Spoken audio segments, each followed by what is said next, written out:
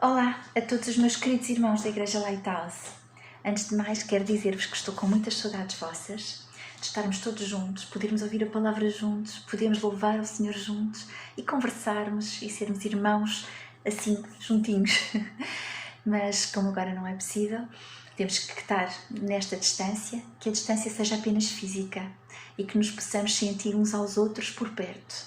Quero dizer que estou perto. Para aqueles que quiserem contactar-me, estou à distância do cinema, de uma mensagem, como quiserem. Um vídeo, assim como este, vou ter sempre prazer de falar convosco. Eu resolvi falar um pouquinho sobre Lucas 15. É uma passagem que tem estado aqui no meu coração. Dividi-a em 3 partes e agora vou falar sobre a primeira parte um pouquinho convosco, está bem? Partilhar um pouco da minha reflexão. Então, aqui em Lucas 15, diz que Jesus estava a falar, e o versículo 1 diz-nos que chegavam-se a ele os publicanos e os pecadores para o ouvir. Detendo-me aqui um bocadinho, percebi que os publicanos eram aqueles homens que cobravam impostos, que eram mal vistos na sociedade por causa disto. E os pecadores, naturalmente aqueles que erram o alvo. Portanto, ambos, publicanos e pecadores, constituíam alguém na sociedade que era considerado indigno, alguém de quem a maior parte da sociedade não gostava, que desprezava de alguma maneira. E diz aqui, que neste versículo 1, que eles ouviam Jesus. Eles podiam ser indignos para a sociedade, mas eles ouviam Jesus. Já o versículo 2 diz-nos que os fariseus e os escribas, esses murmuravam. Os fariseus eram aqueles considerados os separados para Deus. Eles eram religiosos, eles achavam que estavam acima dos outros pela sua religiosidade, pelo respeito que tinham aos ritos. Eles eram do judaísmo. E depois os escribas. Os escribas eram nem mais nem menos do que a nata em termos culturais. Eles registavam os dados numéricos, eles escreviam, redigiam as leis, escreviam, portanto, eles eram cultos e eram, portanto, esta parte que está aqui descrita no versículo 2 era a parte digna da sociedade, não é? Aquelas pessoas que são bem vistas, que têm estatuto. Mas essas pessoas não faziam o mesmo que os indignos faziam. Os indignos ouviam e os dignos murmuravam, os considerados dignos murmuravam. Então, Jesus propôs-lhes uma parábola. Nesta parábola, Jesus diz-lhes: que homem de entre vós, tendo 100 ovelhas, perdendo uma delas, não deixa no deserto as 99 e não vai após a perdida até que venha à achá-la. Só neste bocadinho eu já vejo aqui muita coisa que nós podemos aprender com ele e dele. A primeira de todas é que Deus não procura gente perfeita.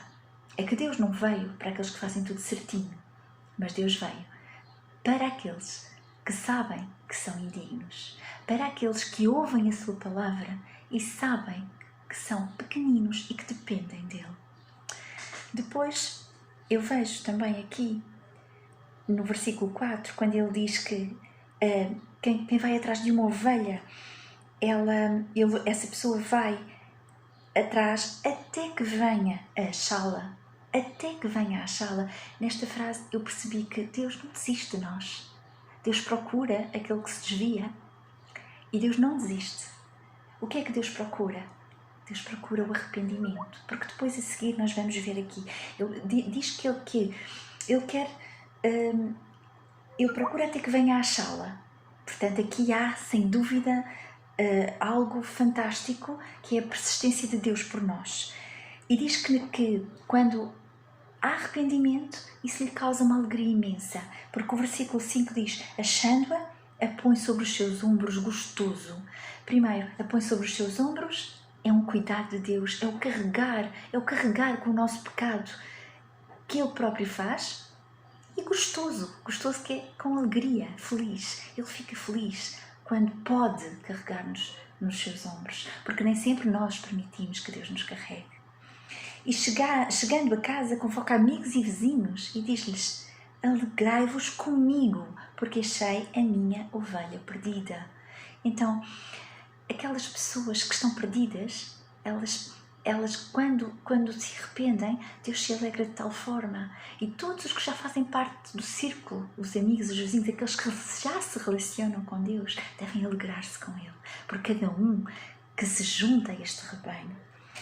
Digo-vos que assim haverá alegria no céu, por um pecador que se arrepende, mais do que por 99 justos que não necessitam de arrependimento. Então nós precisamos de compreender que precisamos de arrependimento.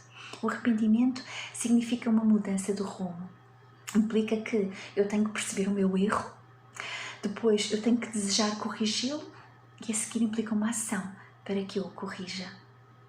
Então, Deus fica alegre com esse arrependimento quando nós percebemos a nossa dependência dEle, quando nós percebemos que sem Ele não somos nada, que na nossa força nada conseguimos, mas que Ele é tudo em nós.